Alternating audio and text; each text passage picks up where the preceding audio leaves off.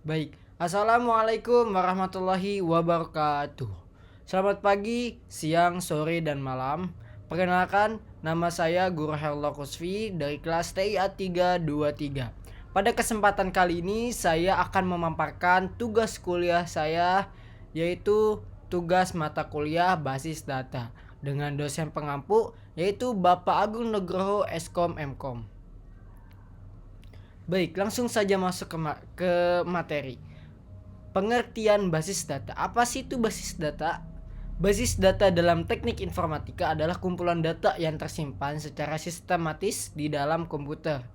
Data ini bukan sekedar kumpulan fakta mentah, melainkan data yang saling berhubungan dan terorganisir sehingga bisa dikelola dengan mudah.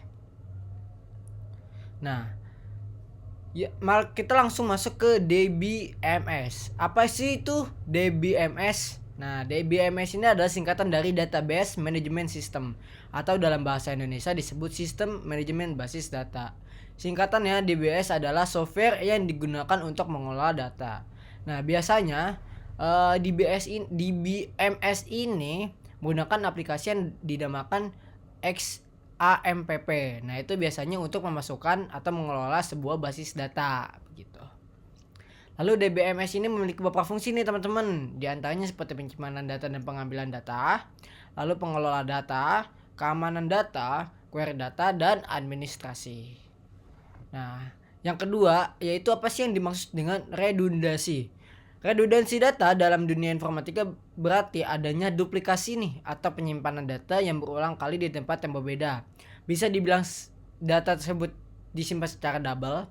Redundasi bisa terjadi di dalam database, file terpisah, atau bahkan disimpan penyimpanan yang berbeda. Misalnya, data pelanggan seperti nama dan alamat mungkin disimpan di file customer, txt-nya, tapi juga ada di tabel pelanggan pada suatu program. Nah, jadi itu kayak si filenya ini double, di file customer masuk dan di tabel pelanggannya juga masuk begitu teman-teman.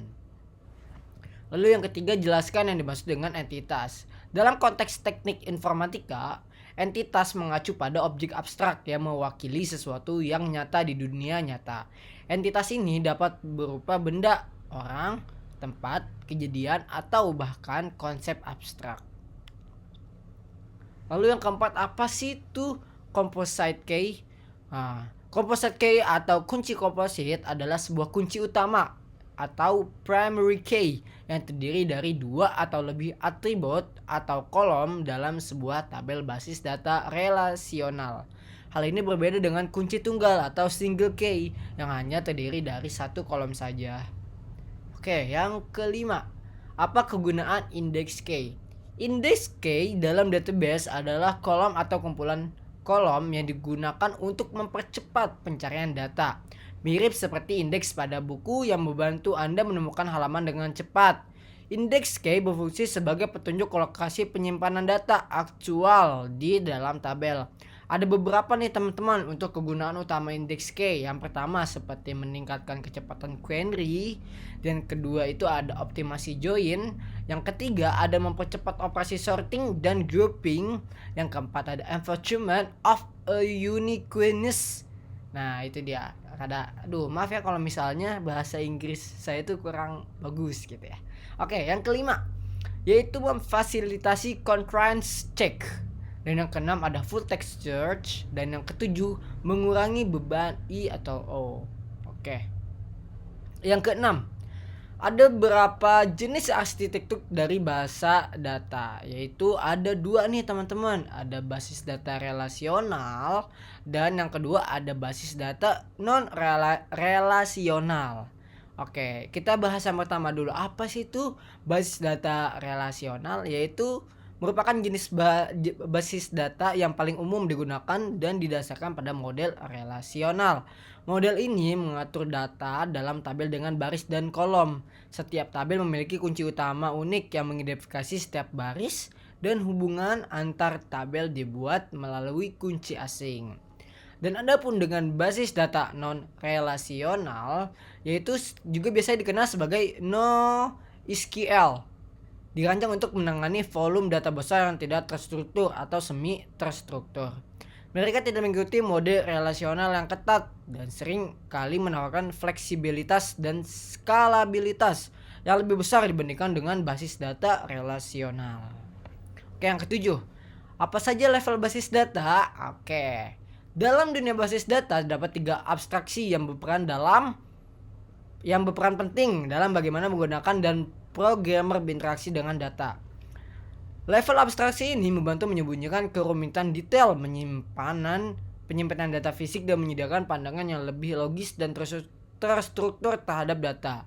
Berikut ada 3, yaitu seperti level internal, level konseptual, dan level eksternal. Itu untuk pertanyaan dari apa saja sih level basis data. Nah, jawabannya ada 3 tuh teman-teman. Ada internal, konseptual, dan eksternal gitu. Yang ke-8, apa nih perbedaan antara basis data hierarki dengan basis data jaringan? Jadi ini basis data hierarki dan basis data jaringan ini merupakan 2 model data yang digunakan untuk mengatur dan menyimpan data. Meskipun keduanya memiliki beberapa kesamaan, terdapat perbedaan juga fundamental dalam cara mereka mempresentasikan hubungan antar data. Seperti basis data hierarki itu mengkoordinasi data dalam struktur pohon bertingkat, di mana setiap elemen data atau segmen itu memiliki satu induk atau satu parent dan dapat memiliki beberapa anak, yaitu beberapa kalau kata faktor MTK tuh dia banyak cabang-cabangnya gitu dalam satu induk.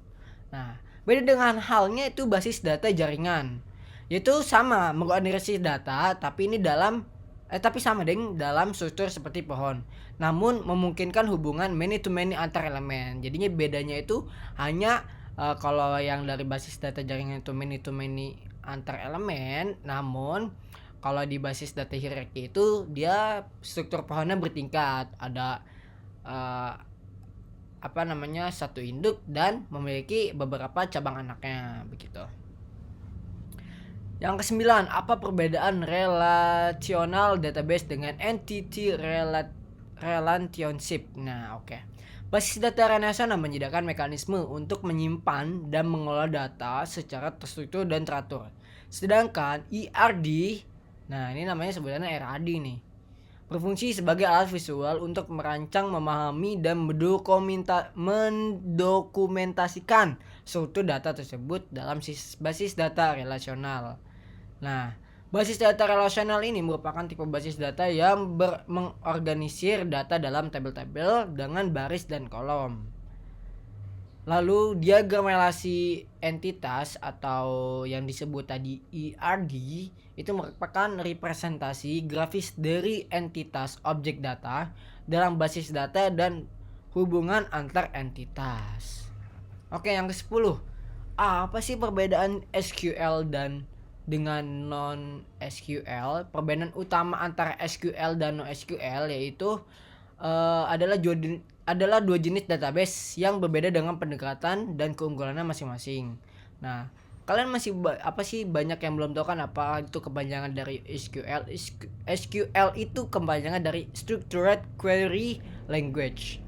Dan adapun dengan kepanjangan not SQL itu not only tadi Structured Query Language, begitu teman-teman. Nah, kita masuk ke beberapa perbedaan utama, yaitu seperti ada model data, ya, ada skalabilitasnya, fleksibilitas, konsisten, dan penggunaannya. Contohnya basis data SQL itu seperti MongoDB, yaitu basis data dokumen yang populer untuk menyimpan dan mengelola data JSON. Kesimpulannya adalah baik SQL maupun NoSQL memiliki kelebihan dan kekurangan masing-masing. Pilihan database yang tepat tergantung pada kebutuhan spesifikasi aplikasi, jenis data, dan prioritas performa. Oke, sekian presentasi. Ini berarti udah terakhir ya teman-teman ya. Jadi cuma ada 10 pertanyaan yang dipresentasikan dalam